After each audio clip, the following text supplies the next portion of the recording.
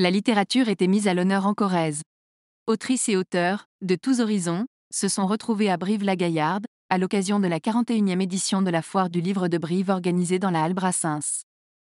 Parmi les invités et les plumes redoutables, on retrouve notamment Jean-Pierre Madère, icône des 80s qui offre de nombreuses confessions musicales dans son autobiographie On connaît la chanson, mais aussi François Morel avec son humoristique 3 minutes 25 de bonheur, Philippe Sella avec Gueule de rugby, Agnès Buzyn avec L'homme des mille détours, ainsi qu'un ancien couple présidentiel. Il faut encore le dire, le marteler, le hurler accompagné de son époux qui a fait son premier mandat de député en Corrèze, l'ancien président de la République François Hollande, Julie Gaillet a effectivement signé de nombreuses copies d'ensemble On est plus forte, un document paru aux éditions Stock, dans lequel elle évoque la manière dont les droits des femmes sont bafoués.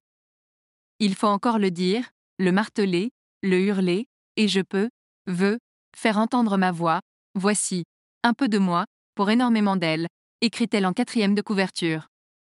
Le jour de la Foire du Livre de Brive, la cinéaste, productrice, autrice et militante a également dévoilé sa nouvelle coupe de cheveux. Adieu les longues mèches blondes. Elle a tout coupé pour un joli carré.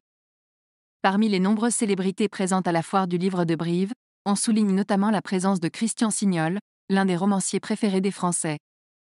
L'auteur corrézien jouait à domicile et a enchaîné les dédicaces, volant presque la vedette à Amélie Nothomb ou au dernier prix Goncourt, Jean-Baptiste Andréa.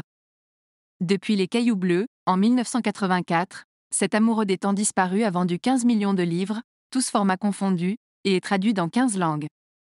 Lors de l'inauguration de la foire, le vendredi 10 novembre 2023, la ministre de la Culture Rima Abdul Malak a rendu hommage à ses 40 ans de carrière. Mon chef-d'œuvre, c'est de durer, a-t-il avoué. J'ai noué des liens étroits avec un lectorat très fidèle en leur parlant d'eux, de leurs familles qui ont traversé la grande histoire.